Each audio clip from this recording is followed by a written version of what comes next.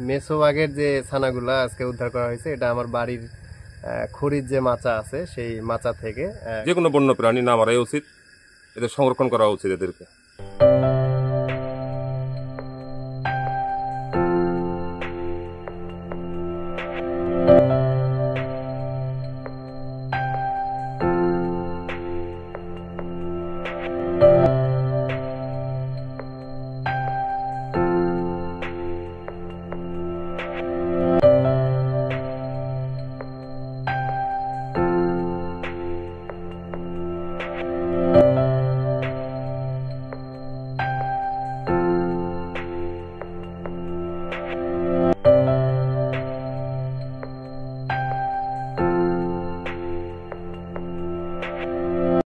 মেসোবাগের যে ছানাগুলা আজকে উদ্ধার করা হয়েছে এটা আমার বাড়ির খড়ির যে মাচা আছে সেই মাচা থেকে। গত কয়েকবার হচ্ছে যে সে বাচ্চা ফুটায় নিয়ে গেছে। আজকেও হচ্ছে যে আমার খড়ির ইয়াটা আছে এটা ভাঙার পর দেখি এই বাচ্চাগুলো এই অবস্থায়। বাচ্চার যে মা আছে সেটা হচ্ছে যে দৌড়ে পালাইছে, তাকে ধরা যায়নি। কিন্তু বাচ্চাগুলো খুবই ছোট, 10 থেকে 12 দিনের বাচ্চা হবে। 3টা বাচ্চা ধরা পড়েছে, তার মধ্যে একটি বাচ্চা ওই জায়গায় আছে আর 2টি বাচ্চা হচ্ছে যে আমি খাঁচায় রাখছি আপাতত। কিন্তু বন বিভাগে যে দিব, এত ছোট বাচ্চা আসলে বন বিভাগে দেওয়ার মতো অবস্থা নাই। আর এই বাচ্চাগুলো হচ্ছে আমাদের কোনো ক্ষতি করতেছে না, ক্ষতি করলেও হচ্ছে হয়তো বা দূরের কোথাও ক্ষতি করে, মুরগি টুরগি খায় এরকম কিছু। কিন্তু আমার বাড়ির হচ্ছে যে কোনো ক্ষতি করতেছে না। 5-7 বার বাচ্চা সে অলরেডি করছে।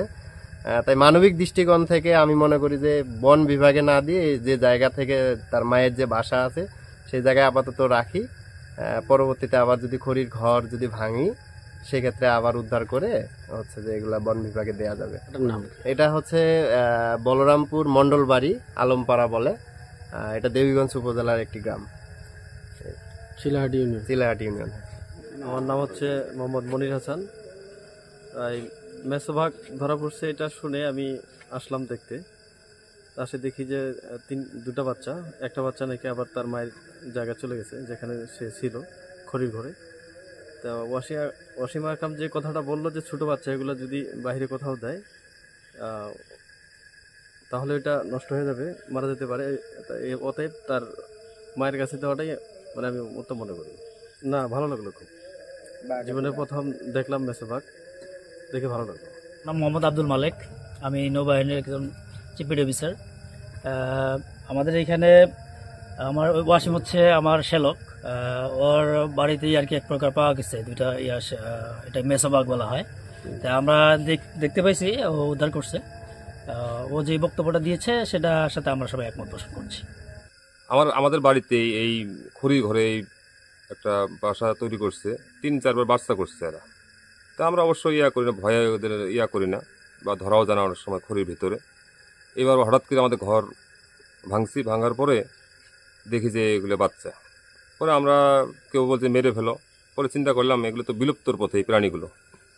তো আমরা এগুলো নষ্ট না করে একটু যদি আমাদের বন বিভাগ যারা বন কর্মকর্তা যারা আছে এবং চিড়িয়াখানায় এদেরকে যদি একটু লালন পালন করা যায়, আমার মনে হয় এই বন্য প্রাণীগুলি আরও সংরক্ষণ করা যাবে এবং পরিবেশ আরও ভারসাম্য ভালো রক্ষা হবে। এবং আমাদের কোনো ক্ষতি করে নেই, এরা কোনোদিন ক্ষতি করে না। হয়তো বাইরে কারো হাঁস মুরগি বিভিন্ন ধরনের এগুলো খেয়ে থাকে, আমাদের কোনো ক্ষতি করে নেই।